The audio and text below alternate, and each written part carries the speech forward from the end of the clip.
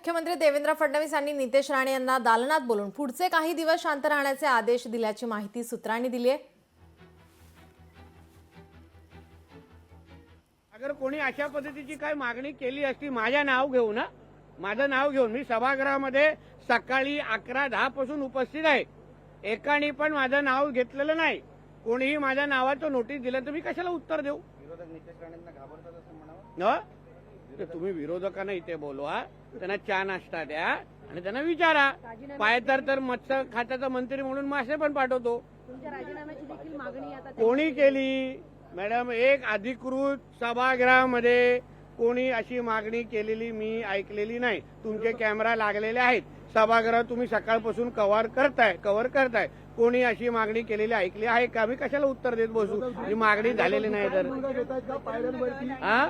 पायऱ्यांवरती विरोधक तुमच्या राजीनाम्याची मागणी करत होते। तुम्ही म्हणता सभागृहामध्ये कुठले विरोध? अरे मला जी काय फोटो कोणीतरी दाखवला मागे विरोधक, त्याच्यामध्ये आमचे सत्ताधारी पण आमदार होते। एक 7-8 टकली कोणतरी बॅनर माझा फोटो लावून वापरत होते। त्याला कोणा काय मागणी करायची? एवढी मोठी मागणी करू नका हो, चुकून सरकार बिरकार पडेल।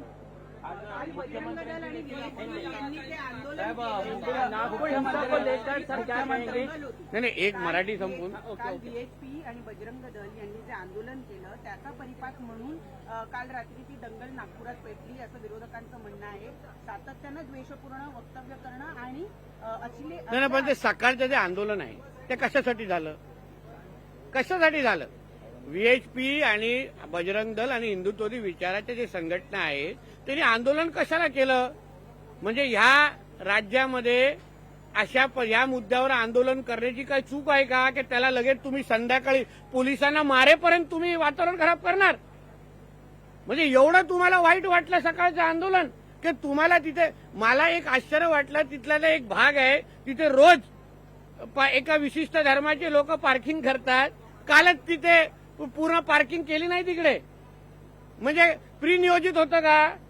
आता जे आमच्या मुख्यमंत्री साहेबांनी सभागृहामध्ये सांगितलं, ट्रकभर दगड आले कुठून? ट्रकभर दगड तिथे का ठेवलेले आणून? म्हणजे काय उद्दिष्ट होतं त्याच्या मागचं? या सगळ्याची आता चौकशी टप्प्याटप्प्यात होईल। म्हणून तर तुम्हाला सांगितलं, पाकिस्तानातला अब्बा आठवणीत येईल अशा पद्धतीचा आता कारवाई पुढे येणार। यांनी आरोप केला आहे की गेले 3 ते 4 महिने सातत्यानं अशी वक्तव्य केली जात आहेत आणि वातावरण निर्मिती करण्यात आलेली। कोणाबद्दल बोलले ते? मी सभागृहामध्ये आता विधान परिषदेतून येतोय इथे, कोणाबद्दल बोलतायत? अंबादास दानवे संघ आणि तुम्ही नाव त्यांनी सभागृहामध्ये घेतलं का कोणाचं?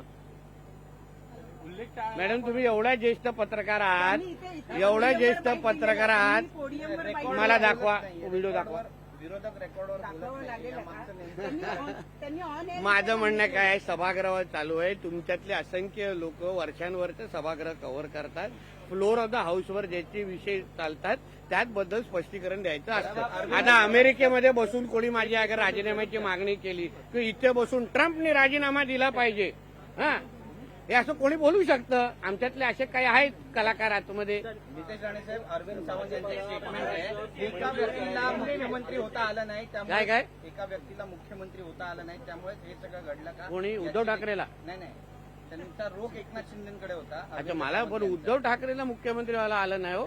साहेब, आपण मुख्यमंत्र्यांची भेट अरे बाबा, गुरुवारी संध्याकाळी मी जेवण ठेवतोय, मग पहिलं माझं कार्ड मी मुख्यमंत्र्यांनाच देणार ना, ते पण माशाच्या शेफचं इन्व्हिटेशन कार्ड आहे माझं। कारण का मी त्या मत्स्य खात्याचा मंत्री आहे।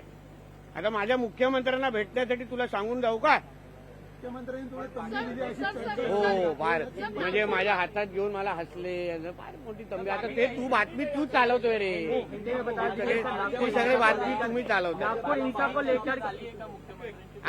मी लाडक्या याद्यामधला एक आहे, मुख्यमंत्रीची एक लाडकी मंत्र्यांची यादी आहे, त्याच्यामध्ये नितेश राणेचं नाव आहे, त्याची तू चिंता करू नका। अरे थांब ना बाबा, हिंदीवाले, मला म्हणणं आहे तुम्ही माझे मुख्यमंत्री माझ्यावर काय बोलते याची चिंता तुम्ही करू नका। तुझ्या घरात मी डोकवतो काय? तुझा संपादक तुला सकाळी तंबी देऊन बोटेल, मी बोललो काय तुला? काय मग नितेश राणे आतापर्यंत का बोलला नाही? यासाठी आलेलाच नाही तू माझ्या कॅबिनमध्ये आतापर्यंत, कारण का तुझ्या संपादकाने तुला तंबी दिली, हे सांग पहिलं। माझ्या तोंडी कोणी लागू नये। मी त्याच्यातला दुसऱ्या मंत्र्यांसारखा नाही. काय अरे कितींदा बोलू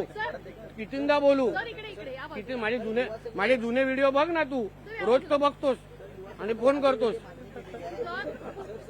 महाराष्ट्राचा पेटता मणिपूर काय काय भाजपाला महाराष्ट्राचा पेटता मणिपूर करायचा. अरे बापरे.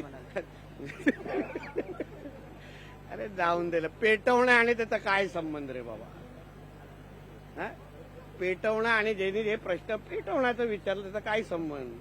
पहिलं कंठ तरी फुटून दे, मग पेटवण्याबद्दल बोलू. शिवजयंतीच्या संध्याकाळी अशा पद्धतीची नागपूरची घटना आली आहे. त्याच्यानंतर 24 तासामध्ये विविध जिल्ह्यांमध्ये अशा घटना पुढे येताना बघायला मिळतात. कुठल्या जिल्ह्यात झालंय? जालन्यामध्ये देखील झालं आहे. जालन्यामध्ये ते झालं मॅडम. ते एका स्टेटस ठेवण्यावरून ज्याच्याबद्दल सन्मान्य अर्जुन खोतकरजीने सभागृहामध्ये ती माहिती दिली, त्याच्यावर आदरणीय मुख्यमंत्र्यांनी सांगितलेलं आम्ही त्याच्यावर सक्त वक्तव्य करू, म्हणजे आम्ही त्याच्यावर कारवाई करू. जमला विषय, त्याच्यावर कारवाई होणार. दुसरं कुठे तो विषय वेगळा होता आणि हा विषय नागपूरचा वेगळा होता. साहेब अजूनही सोशल मीडियाच्या माध्यमातून छत्रपती शिवाजी महाराज असो, संभाजी महाराज असो यांच्याविषयी हो, पण जे जे असे कार्टे आहेत ना, जे जे असे जिहादी माइंडसेटचे कार्टे आहेत ना, मानसिकतेचे, त्यांना सगळ्यांना बरोबर चोप देणार. आमच्या राज्यामध्ये राहून कोणी शिवाजी महाराज आणि संभाजी महाराजांच्या विरोधात भूमिका घेणं शक्यच नाही. त्यांना काय शासन करायचं आमचं राज्य सरकार करेल ना. अबू आझमी यांचं वक्तव्य याला सगळ्यांना जबाबदारी आहे. सुरुवात त्यांनीच केलेली आहे. अरे बाबा, सुरुवात त्यांनीच केलेली आहे. हे जे काय माझ्याबद्दल जे काय तुम्ही बोलताय ना, पहिली सुरुवात कोणी केली?